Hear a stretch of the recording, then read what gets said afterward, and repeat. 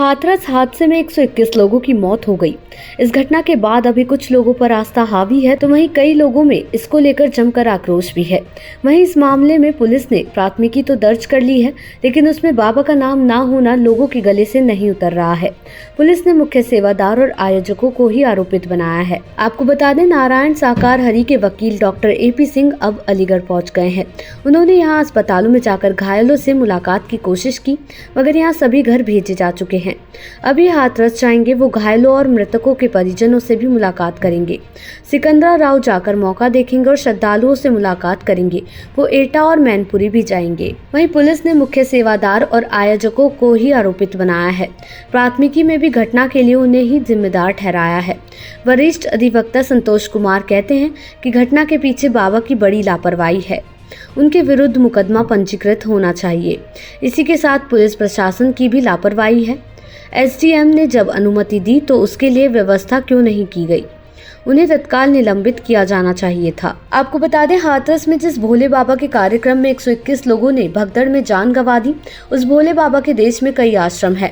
स्वयंभू बाबा भोलेनाथ उर्फ नारायण हरि साकार उर्फ सूरजपाल का मैनपुरी, कानपुर, नोएडा और ग्वालियर में आश्रम है। इन आश्रमों में रहने वाले बाबा को इंसान नहीं बल्कि परमात्मा मानते हैं। कहा जाता है 3 चक्र की सुरक्षा छूना भी मना। क्या है बाबा के 10 रहस्य, आइए जानते हैं। भोले बाबा को जानने वाले एक व्यक्ति के अनुसार उनकी लंबाई लगभग 5 फीट 7 इंच है। वो स्वच्छता का काफी ध्यान रखते हैं। 12वीं तक पढ़े भोले अच्छी अंग्रेजी बोलते हैं। उन्हें कारों और परफ्यूम के शौक है। भोले बाबा तक पहुंचना आसान नहीं है। वो किसी अनुयायी को खुद को छूने तक नहीं देते थे। हमेशा 3 स्तरों के अंग रक्षकों से घिरे होते थे, जो कि गुलाबी, भूरे और काले रंग के कपड़े में होते थे। ग्वालियर में भी बाबा सत्संग करते थे। बाबा ने यहाँ टीघरा रोड पर एक आलीशान आश्रम बना रखा है। पुलिस को ग्रामीणों ने बताया कि बाबा यहाँ आकर अक्सर अपना सत्संग किया करते थे, जिसमें कई भक्त आते थे। लेकिन स्वामी हरि को किसी पर कोई विश्वास नहीं था, इसलिए वो अपनी सिक्योरिटी अपने ही सेवादारों से करवाते थे, जो उनके साथ यूपी से आते थे, जिनमें बड़ी संख्या में महिलाएं भी होती हैं। बाबा के साथ यूपी से ही गाड़ियों का काफिला आता था। नारायणी सेना, गरुड़ योद्धा और हरि वाहक 24 घंटे उनकी रक्षा करते थे। गरुड़ योद्धा काले कपड़े पहनते थे, हरि वाहक भूरे रंग की टोपी पहनते थे और नारायणी सेना के लोग गुलाबी कपड़ों में होते थे। भोले बाबा की दलितों में गहरी पैठ थी। उनके अधिकतर भाषण सामाजिक न्याय और सशक्तिकरण के इर्द गिर्द घूमते थे। SC, ST और OBC वर्ग के अलावा मुस्लिम भी उनके अनुयायी थे। बाबा का असल नाम सूरजपाल सिंह था। वो एक किसान ही हुआ करते थे, लेकिन बाद में पुलिस में भर्ती हो गए। उत्तर प्रदेश पुलिस में एक हेड कांस्टेबल के तौर पर काम करते थे। साल 2000 में उन्होंने हेड कांस्टेबल पद से स्वैच्छिक सेवानिवृत्ति ले ली थी।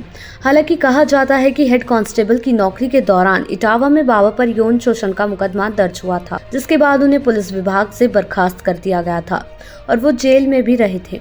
जेल से छूटने के बाद उन्होंने प्रवचन देने का काम शुरू कर दिया। सत्संग के जरिए अपनी पैठ बनाना शुरू किया। रिपोर्ट्स के मुताबिक 2007 में मायावती के नेतृत्व वाली BSP के सत्ता में आने के बाद ही भोले बाबा की ताकत बढ़ी थी। कई वरिष्ठ नेता सार्वजनिक कार्यक्रमों में उनके साथ मंच साझा करते थे। भोले बाबा 8 साल तक गार्ड रहे। एक युवक ने बताया कि मैं 8 साल सेवादार था, लेकिन सेवा के बदले लाठी डंडे से मारते थे। बाबा अपने एजेंटों के जरिए पैसे लेते थे। बाबा साकार हरि का आश्रम कानपुर के बिधनू इलाके के करसुई गांव में बना है।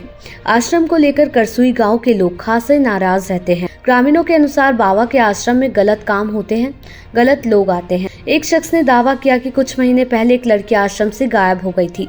लोगों का कहना है कि जब आश्रम बन रहा था तब कहा गया कि गांव की सड़क और लाइट्स बन जाएंगी, लेकिन ऐसा कुछ नहीं हुआ। देश दुनिया की ऐसी ही तमाम खबरों के लिए देखते रहे सहारा समय का डिजिटल प्लेटफॉर्म समय डिजिटल।